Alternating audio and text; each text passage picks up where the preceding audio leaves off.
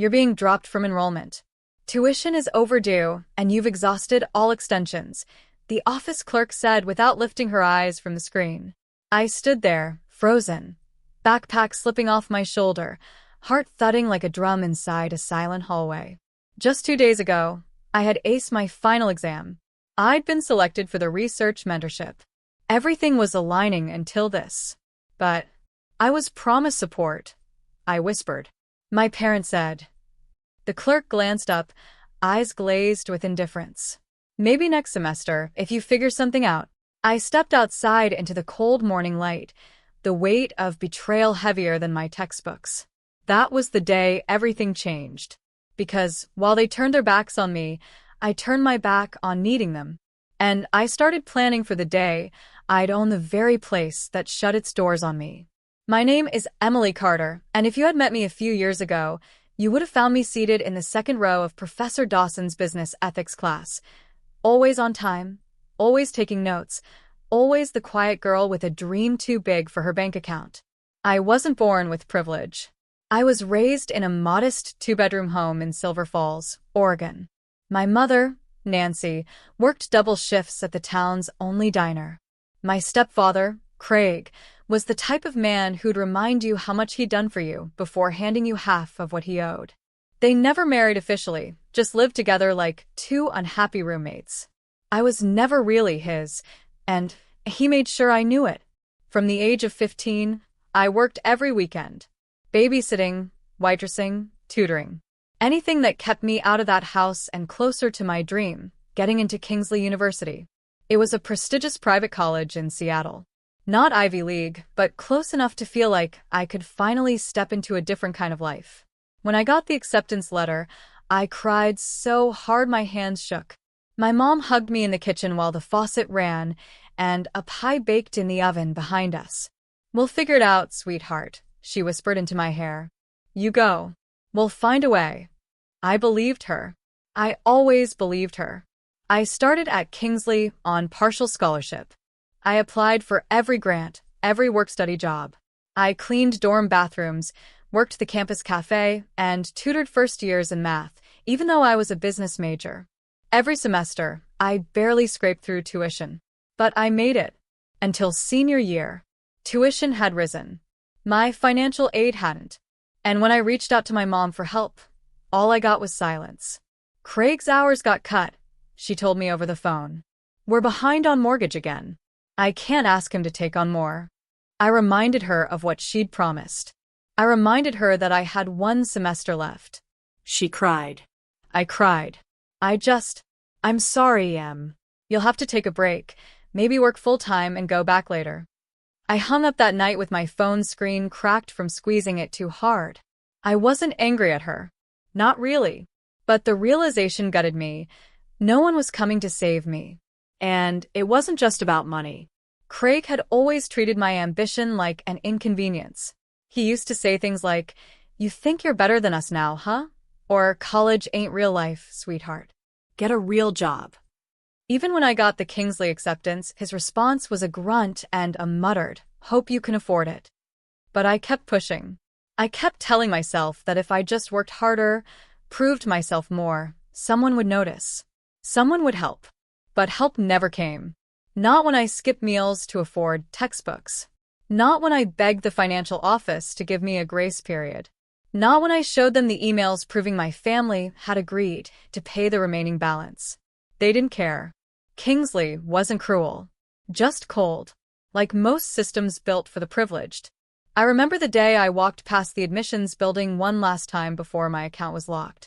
I saw the dean laughing with a board member in his spotless navy suit. I saw students walking with lattes and custom backpacks, their lives perfectly on track. And I realized I was invisible to them. I was the girl who cleaned their messes, corrected their papers, and sat quietly in the library corner when the rest of campus was asleep. But I had something they didn't. I had fire. You see, I wasn't just some sweet, struggling student. I was smart. Smart enough to turn ideas into revenue. Back in sophomore year, I'd started a blog where I gave study hacks, budgeting tips, and reviews of student tools. At first, it was just for fun. Then it started gaining traction. By junior year, I was getting affiliate deals. By senior year, I had monetized it with ad placements, ebooks, and partnered with 2 edtech platforms. I didn't talk about it. No one knew that behind my ramen dinners and faded jeans, I was building something. Something of my own. When Kingsley kicked me out, I didn't beg. I cried that night. I sat on my friend Lisa's dorm floor, curled up with a hoodie pulled over my face, and sobbed until I couldn't breathe. She let me stay a few nights. Gave me her bed, while she took the floor. But by the 3rd day, I had stopped crying. And I had started planning. I cashed out every cent I'd saved. I took on a remote freelance role with an education startup that needed marketing help. I doubled down on my blog. I expanded it into a newsletter, added paid consulting sessions, and ran workshops online. Within 6 months, I was making more than my professors. Within a year, I had created a 6-figure brand around educational content and student finance strategies. And no one from my past knew. They assumed I'd failed. My mother believed I'd found a job somewhere and moved on. Craig never even asked. But inside me, something had shifted. I wasn't trying to fit into their world anymore. I was building my own. One day, Lisa called me. "You're not going to believe this," she said. "Kingsley's West Campus building is up for sale. The one that used to house the continuing ed department. That building. The old brick structure with ivy creeping up the sides, lecture rooms still filled with chalkboards, and the same hallway I'd once mopped at midnight for minimum wage. Private investors only," she added. I didn't hesitate. I had money. I had connections. And I had motivation. Because that building? It was going to be mine. It took 3 months of planning. 3 months of paperwork, due diligence, and pretending I was just a quiet investor. I created an LLC, Carter Education Ventures, through an anonymous holding firm. I worked with a discreet lawyer named Mark Hastings, who specialized in institutional real estate acquisition. The Kingsley board had no idea who I was. Just that a cash buyer from Seattle was interested in their forgotten West Campus building. They assumed I was part of an education startup. And technically I was. But it was mine. Every inch of it. The day the building went under contract, I didn't feel triumphant. I felt calm, precise, focused. I wasn't here for petty revenge. I was here to reclaim a part of myself they tried to bury. I flew to Seattle under the radar. Lisa picked me up from the airport. We didn't talk much, just played old R&B songs from our freshman year and laughed about the chaos we'd lived through. But when we pulled into the Kingsley campus that afternoon, everything hit me. There it was. The main building, where I used to dream of being a professor one day. The courtyard, where I once fell asleep on a bench waiting for the financial aid office to open. And just a block away, the West Campus building. My building now. Lisa looked at me. "Are you sure you're ready?" I smiled softly. I've been ready since the day they shut the door in my face. We had arranged a small meet and greet on the property for future tenants and educators. It was a soft launch, mostly local instructors and online program reps. I wanted the community involved. I wanted to give people the kind of support I never had. But before the event began, I walked the building alone. Every step echoed with memory. I paused in the hallway where I'd once been humiliated by a professor for submitting late work because I'd been working a graveyard shift cleaning the same campus floors. I walked past room 107, the lecture room where I'd once taught a class unofficially when the assigned TA was too hungover to show. And then I arrived at the main office. It still smelled like old paper and coffee. I unlocked the door with a new key. My key. 2 hours later, the small reception room buzzed with conversation. We served refreshments. Lisa managed logistics. People from all backgrounds stopped by, educators, local nonprofits, student freelancers. And then I saw Dean Harrison walk in. It took everything in me not to smirk. He looked exactly the same. Same expensive blazer. Same casual arrogance. He glanced around, probably invited by the event manager, not knowing whose project this was. When his eyes landed on me, there was no recognition. "Nice turnout," he said. "You part of the PR team?" I paused. "No. I'm the owner." He blinked. "The what?" I extended my hand, calm and direct. Emily Carter. I'm the founder and managing partner of Carter Education Ventures. We acquired this building 2 weeks ago. His eyes narrowed. Emily Carter? Weren't you a student here a few years back? I nodded. Was. Until I got dropped over $3,100 in unpaid tuition. Funny how small numbers can determine big futures. He cleared his throat. Well, congratulations. I didn't realize. I handed him a folder. You might want to take a look at this before you say anything else. He opened it slowly. Inside were renovation plans, legal ownership documents, and a business proposal outlining how I planned to turn the building into a community access learning hub. All signed. All mine. His lips parted slightly. This is impressive. Unexpected, but impressive. I smiled, tilting my head. Unexpected is kind of my specialty. He looked around, clearly trying to find a way to regain footing. Well, we're always open to partnerships with alumni, he offered weakly. I shook my head gently. I'm not looking to partner. I'm building something separate. Better. That one stung. He nodded, offering a stiff handshake before retreating back into the crowd. Lisa joined me, eyes wide. Did that just happen? I looked at her, calm, but electric inside. That was just the beginning. But the real moment came 2 weeks later. The Kingsley Alumni Foundation reached out. They'd heard rumors about my acquisition and my rapidly growing educational platform. They invited me to speak at the annual fundraising gala. As a former student success story, I nearly laughed. Instead, I agreed. Because this time, I wanted them all in the room. Every donor, every administrator, every smug face that had once looked through me. The night of the gala, I wore a sleek black dress with a small sapphire pin, a gift from my late grandmother, who used to tell me, "They'll see you one day, baby." Not because you shout, but because your silence will demand it. The ballroom was dripping in crystal chandeliers and shallow applause. They seated me near the front. They handed me a microphone with a hollow smile. Tell us your journey, the moderator beamed. We're so proud of what our students go on to become. I walked on stage. I looked at their faces. And then I began. I came to Kingsley with nothing but a scholarship and a dream. I cleaned your buildings, I served your students, and I gave this institution everything I had until the day I couldn't afford one more dollar. The room went quiet, but I wasn't a failure. I was just invisible. I paused. And sometimes invisibility becomes a kind of power. I told them about the blog, the growth, the LLC, the acquisition. I didn't name names, but I didn't need to. They knew. And when I finished with, "Thank you for the doors you closed," they taught me how to build my own. I received a standing ovation. Not because they were proud, but because they were stunned. I had arrived, and not one of them saw it coming. The week after the gala, the world shifted. Emails poured in, some congratulatory, others calculating. LinkedIn messages from former classmates, professors, even the financial aid officer who once told me, maybe college isn't for everyone. And then came my mother's call. I hesitated before answering. I hadn't spoken to her in over a year.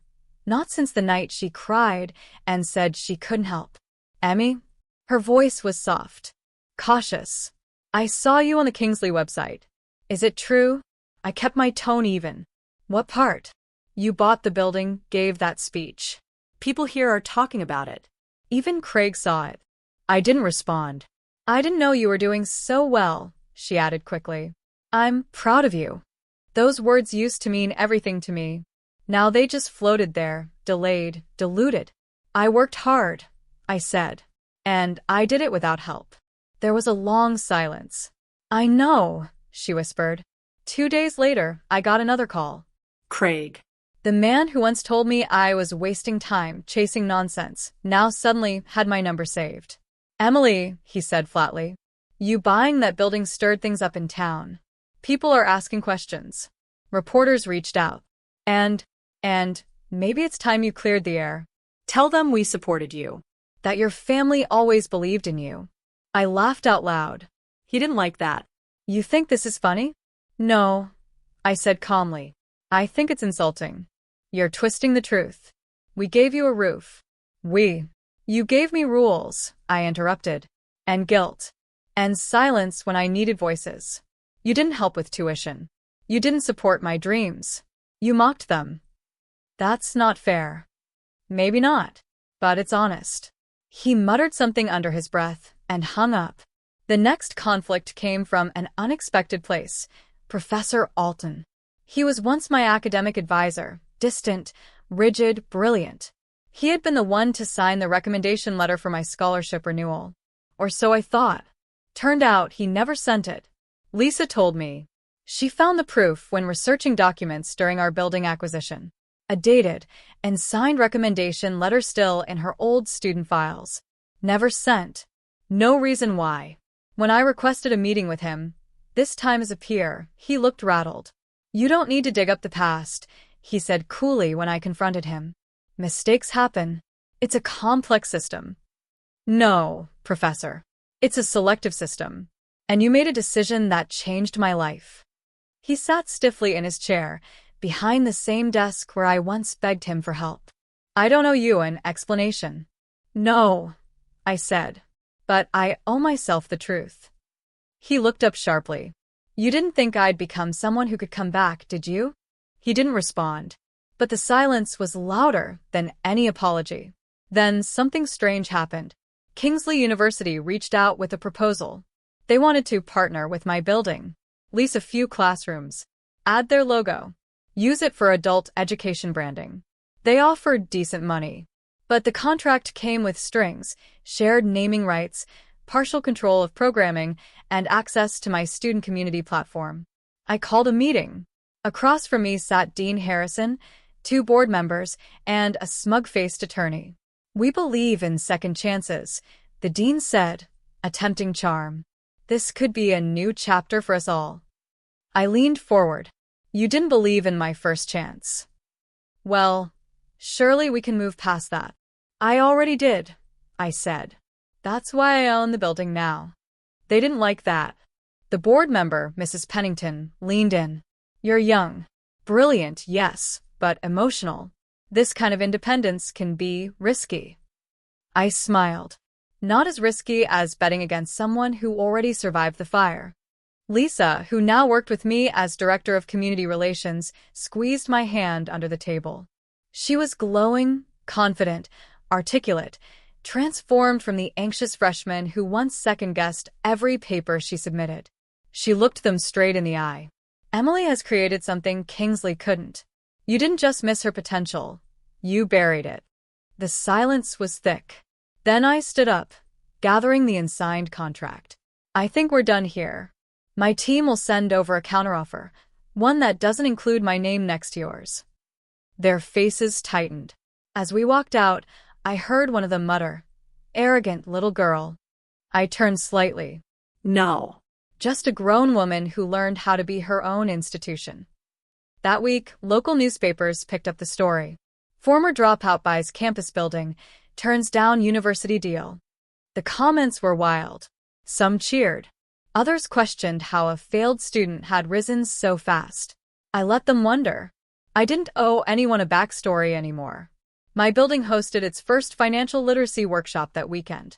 We had over 120 attendees, young adults, single moms, former students, even retirees wanting to learn digital tools. I stood at the back of the room, watching them take notes with glowing eyes. This was my classroom now. My rules. Then one day, my mother showed up. No call. No warning. Lisa texted me. There's someone at the front desk. Says she's your mom. Looks nervous. I took a deep breath before walking out to the reception area. There she was, wearing the same beige coat I remembered from high school. Hair thinner. Face older.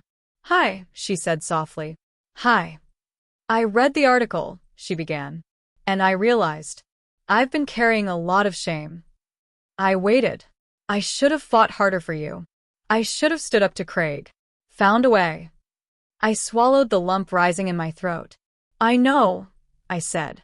But I stopped waiting for people to rescue me. I became what I needed. She looked down.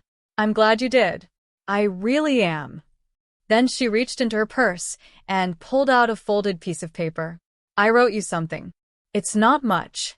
Just what I wish I had said back then. I took it, didn't open it, just nodded. We're hosting a community potluck Friday, I told her. You can come, if you want. Her eyes filled with tears. I'd like that. That Friday, the potluck transformed the building. We cleared out the main atrium, brought in folding chairs, linen-covered tables, and strands of warm cafe lights that zigzagged from corner to corner. The smell of roasted vegetables, slow-cooked biryani, and freshly baked cornbread filled the air like a welcome song. It wasn't fancy, but it felt like home. Lisa handled the name tags and welcomed guests with her signature warm smile. Local artists donated decor. Students brought their parents. Elders who had once dropped out of school came, shy but curious. It was everything I dreamed of: connection, warmth, and dignity in a space I once feared I'd never belong to. Then, just after the music started, my mother walked in. She held a casserole dish like it was fragile gold. People stepped aside instinctively as she moved through the room. Some recognized her. Others just felt the energy shift. She was graceful, composed, but her eyes scanned the crowd until they landed on me. And this time, I walked to her. "Smells amazing," I said. "It's the same tuna bake you used to hate as a kid," she smirked. I hated the peas, not the bake. We both laughed. Then, quietly, she asked, "Do you want to read the letter now?" I nodded and led her to the old reading room, now turned into a quiet lounge with soft chairs and dusty bookshelves. She sat while I opened the paper. "Emily, I was scared. Scared that helping you would mean failing the family. Scared of Craig. Scared of how strong you were becoming because I never was. But every time you asked me to believe in you, a part of me did. And another part froze. You reminded me of my younger self, the one who gave up her dream of nursing school because everyone told her it was impractical. And instead of fighting for you, I repeated what had been done to me. I failed you. But you didn't fail me. You've given this town a new heartbeat, and given me a chance to become someone braver. Thank you for not closing the door completely." Love, Mom. I folded it slowly, emotions tugging at every line. "I'm not the same girl who needed your approval," I said softly, "but I'll always be your daughter." She nodded, eyes glistening. "I just want to be someone you can let in again. Not as a savior. Just a presence." That was the moment I forgave her. Not because she earned it, but because I didn't want to carry it anymore. Later that evening, I noticed Lisa standing near the hallway, talking quietly with her older sister, Renee. I hadn't seen Renee since our freshman year. She was the one who told Lisa to give up school and be practical. But something about her looked changed, more tired, more real. After a while, Lisa came over to me, her eyes bright. "She's applying to our certificate program," she said. "Says she wants to finally learn digital marketing." Can you believe that? "Yes," I said, smiling. "Because you taught her what's possible." Lisa leaned in, her voice quiet but firm. "You gave me a platform, but you also gave me a mirror. I saw myself in your fight, and I stopped apologizing." I hugged her tightly. She had become more than a colleague, she was family. The next week, I received a package. It was from Kingsley University, but not the administration. It was from Dr. Carol Morse, one of the only professors who had truly seen me.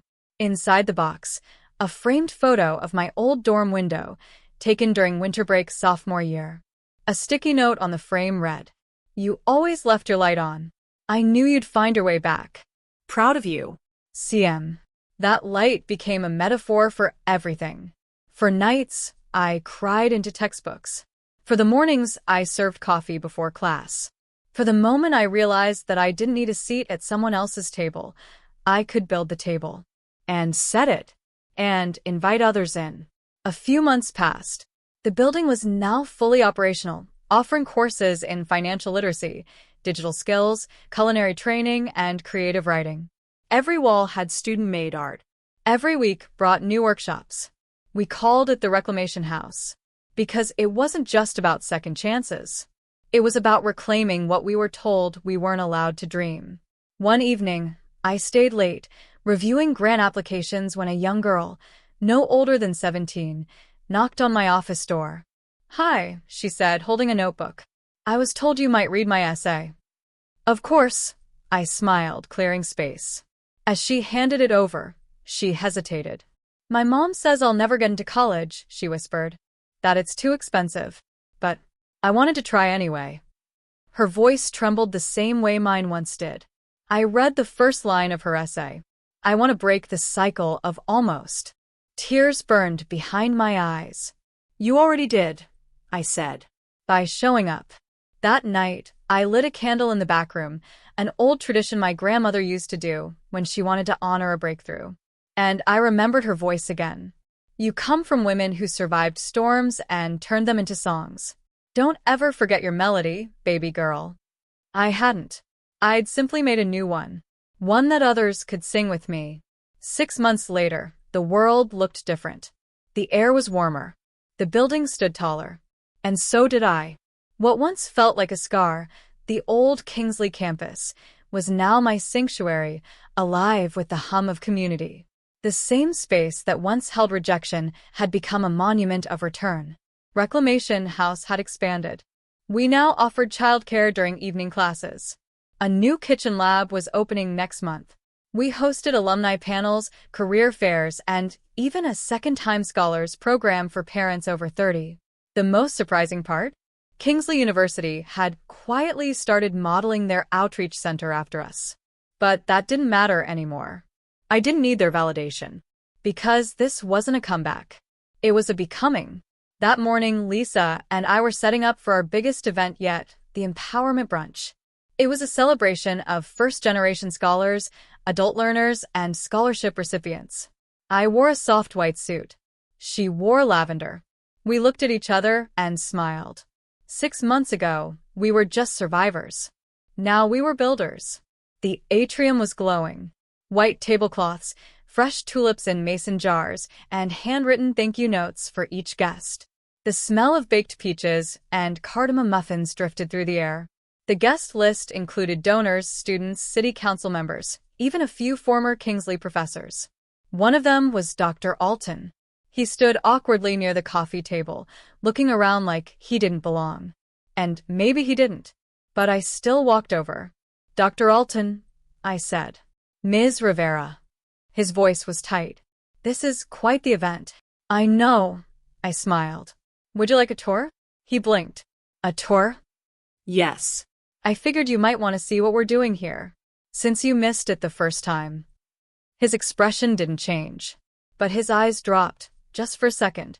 He nodded. As we walked past the media room, he stopped. "Emily, I underestimated you." I tilted my head. "Or, you only saw what you were trained to see." He looked at the photographs of students lining the walls. Lisa, me, the girl with the essay about breaking the cycle. "You've built something they never taught us how to imagine." That's because it wasn't meant to be imagined. It was meant to be earned. After the tour, I returned to the stage. I tapped the mic, and the room fell quiet. I could see my mother sitting near the front, her hair pinned up neatly, wearing the pearl earrings my grandmother used to wear. She looked at me with a kind of love that had no conditions now. Behind her sat Lisa's sister, Renee, now interning with one of our partner companies. To the left were two of my old professors. And right in the back, hiding behind a fern, was Craig. Yes, Craig. He hadn't approached me, but he was there. Maybe guilt brought him. Maybe curiosity. I didn't care. Because this story wasn't about him. I began my speech.